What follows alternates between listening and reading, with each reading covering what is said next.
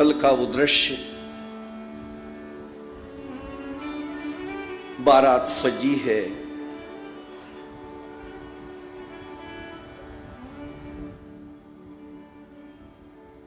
भगवान शंकर का बड़ा विचित्र श्रृंगार इन गणों ने किया है।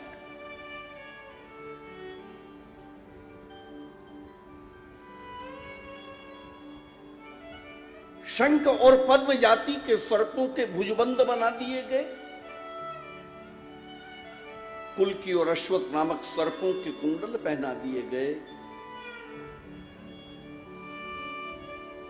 और यज्ञोपवीत के स्थान पर भी एक बड़े से सर्प को पहना दिया गया।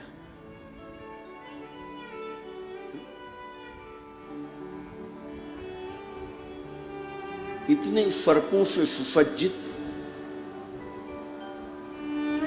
भगवान शंकर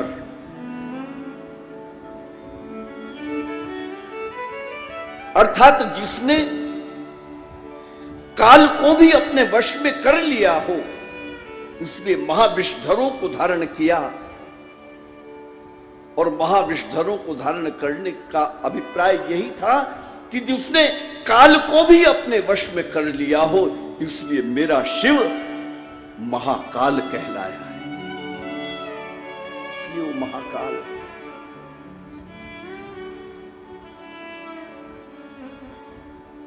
जीव जब अपनी सत्ता शिव भाव में लीन कर देता है, तब जीव से द्वंद्वात्मक कर्म, या यूं कहूं कि द्वंद्वात्मक कर्मों से युक्त प्रकृति के नाना प्रकार के धर्म स्वयं जीव से निवृत्त हो जाते हैं। यही बताने के लिए भगवान शंकर ने सर्पों के अलंकारों को धारण किया है। उबटन या सुगंधित द्रव्यों के स्थान पर गणों ने चिताभस्म का लेपन किया है। समस्त संसार का अंतिम परिणाम भस्म ही है, और इस समूचे ब्रह्मांड को भस्म रूप में परिवर्तित करने वाले भी भगवान शिव ही हैं। भस्म को धारण करना त्याग, वैराग्य या उदासीन भाव को प्रकट करता है। मानो शिव चरित्र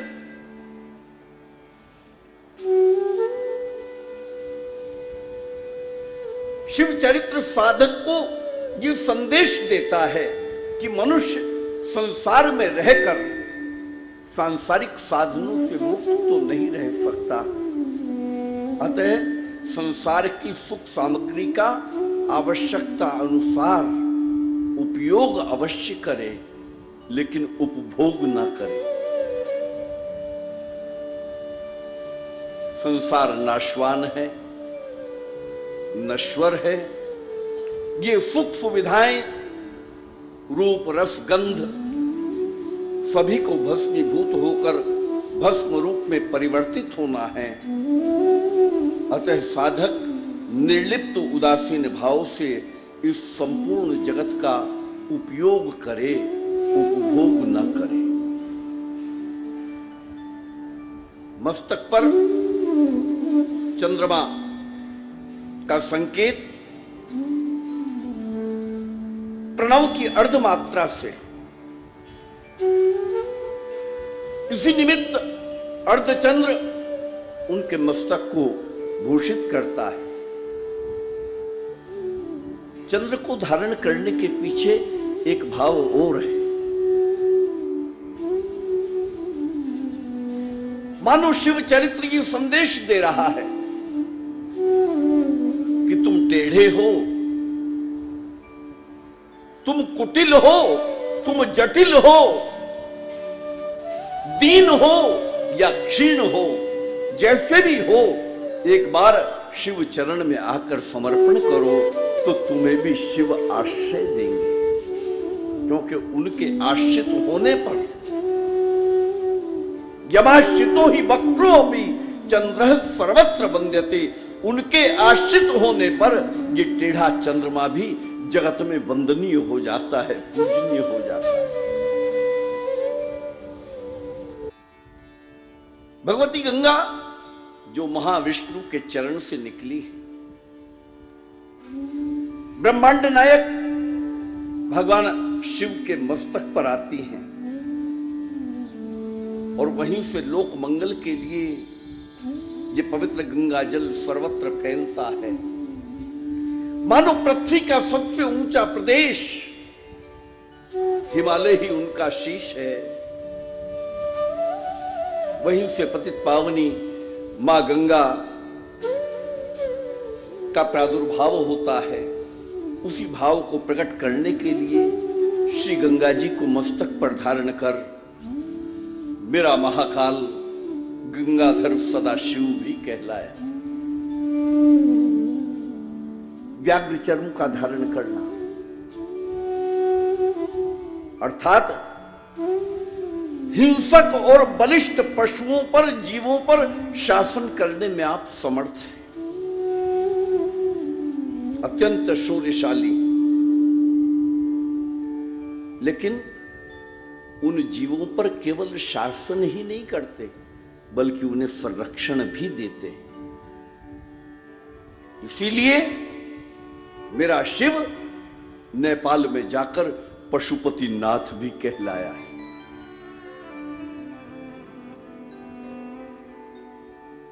दोनों नेत्र पृथ्वी और आकाश के सूचक हैं। तीसरा नेत्र बुद्धि के आदिदेव सूर्य अर्थात ज्ञानाग्नि का सूचक है। इन सबका अपना एक विशेष स्थान है।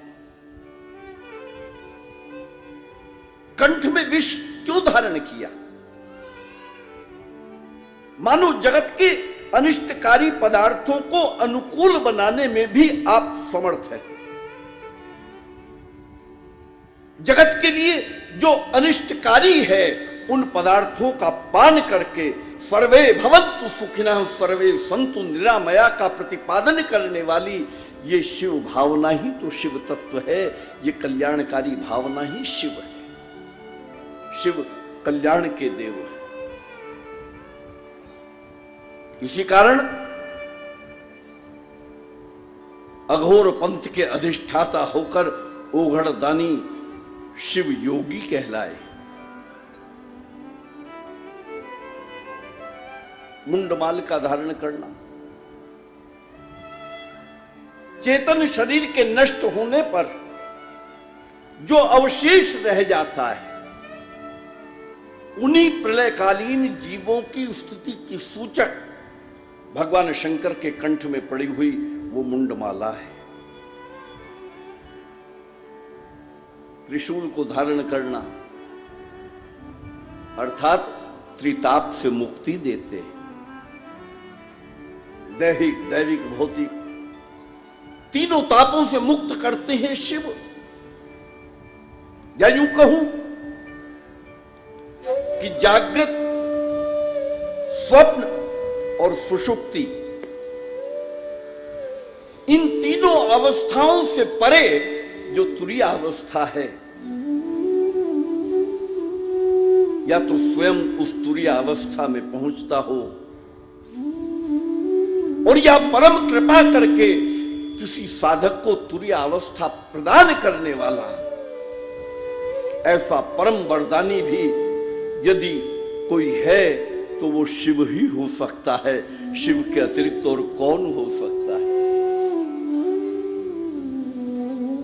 बसह असवारा, नंदी की सवारी है।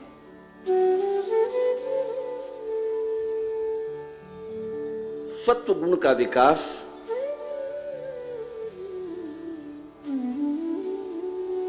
सत्व गुण का विकास ही धर्म का विकास है। और पशु जाति में सत्व गुण का विकास सबसे अधिक यदि पाया जाता है तो वो गौ जाति में पाया जाता है, गाय में पाया जाता है। इसलिए नंदी धर्म का स्वरूप माना गया है। इसलिए शिव का वाहन नंदी है। नंदी की एक संज्ञा धर्म है, अर्थात धर्म पर आरूढ़ होकर शिव विवाह के लिए प्रस्थान कर रहे।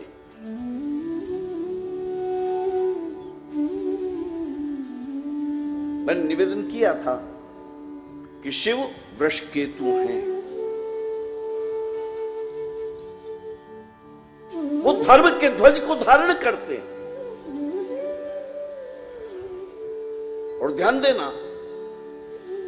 धर्म में यदि कहीं छेड़छाड़ होती है तो उसके दंड का निर्धारण भी करने का अधिकार केवल शिव को है।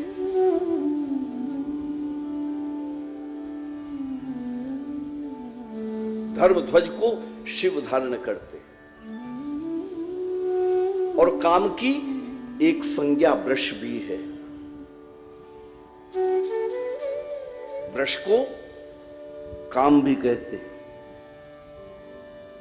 अर्थात काम पर नियंत्रण करके तब शिव विवाह प्रसंग के लिए जा रहे।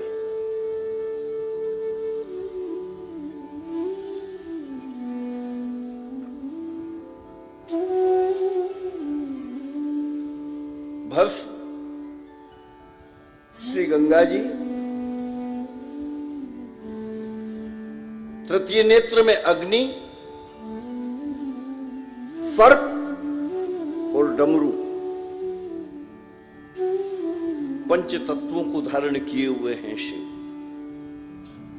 भस्म है धरती पृथ्वी, ये भूमि तत्व है। श्री गंगा जी जल तत्व है। तृतीय नेत्र अग्नि है। सर्प वायु भक्षी होता है, ये वायु तत्व है। और डमरू में आकाश है, अर्थात पंच तत्वों को धारण किए हुए। गरल और चंद्र इन दोनों को भी धारण किए हुए। गरल विष और चंद्रमा में अमृत है, अर्थात मारण शक्ति और संजीवनी शक्ति इन दोनों को भी शिव ने धारण कर रखा है।